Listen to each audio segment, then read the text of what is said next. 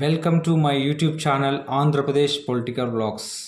ఆంధ్రప్రదేశ్లో పరిపాలన ఎంత అస్తవ్యస్తంగా ఉందో, ఎంత అవినీతిమయమైందో, ఎంత అరాచకంగా ఉందో ప్రజలకే కాదు, టీడీపీ నాయకులకు, టీడీపీ క్యాడర్కి, వైసీపీ క్యాడర్కి, వైసీపీ నాయకులకి, టోటల్గా ఆంధ్రప్రదేశ్ రాజకీయాలను ఫాలో అవుతున్న ప్రతి తెలుగు వారికి కూడా క్లియర్ కట్గా అర్థమవుతుంది.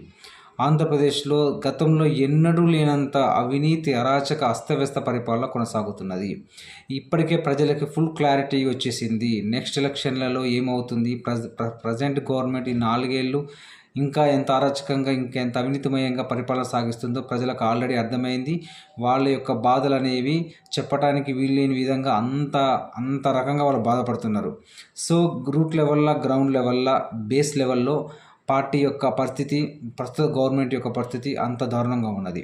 సో దానికి సాక్షాత్తు ఉదాహరణనే నిన్న తాడిపత్రిలో JC Prabhakar Reddy TDP senior leader. అతడు క్లియర్ కట్గా ఏం చెప్పిండు, వచ్చే మున్సిపల్ ఎలక్షన్స్లో కానీ, నెక్స్ట్ ఎలక్షన్స్లో కానీ అసలు టీడీపీ పార్టీ పోటీ చేసే పరిస్థితి లేదు. టీడీపీ పార్టీ పట్ల ప్రజలు ఎంత ఆక్రోషంగా ఉన్నారు, ఎంత కోపంగా ఉన్నారు అనేది క్లియర్ కట్గా జేసీ ప్రభాకర్ రెడ్డి చెప్పిండు. ఎందుకంటే జేసీ ప్రభాకర్ రెడ్డి ప్రతి టైం అతను ప్రజలలో ఉంటాడు. ప్రజలలో ప్రస్తుత ప్రభుత్వం మీద అతను ఎప్పటికప్పుడు ఆ పరిపాలన గురించి కానీ, అతడు ఒక కామన్ మ్యాన్గా అందరితో కలివిడిగా మాట్లాడుతూ ఉంటాడు. సో ఈవెన్ ఎలక్షన్స్ ప్రచారం అప్పుడు కూడా అదే విధంగా ప్రచారం చేసిండు. బట్ ఇప్పుడు అతను ఏం మాట్లాడుతున్నాడు, క్లియర్ కట్గా ప్రజలలో నాకు తెలిసిన అంశం ఏమిటంటే, ప్రజలకి గత గవర్నమెంట్ జగన్మోహన్ రెడ్డి గారి పరిపాలనలో ఎప్పటికప్పుడు సంక్షేమ పథకాలు ఉండడం వల్ల ప్రజల జేబుల్లో డబ్బులు ఉండేది.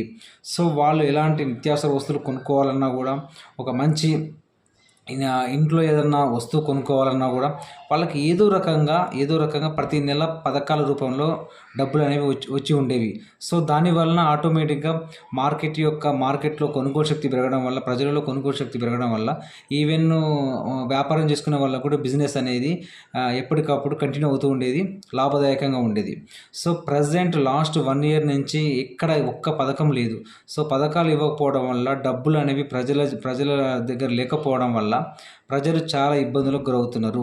సో దాని యొక్క ప్రతిరూపమే, దానికి సంబంధించిన విషయమే జేసీ ప్రభాకర్ రెడ్డి క్లియర్ కట్గా చెప్పిండు.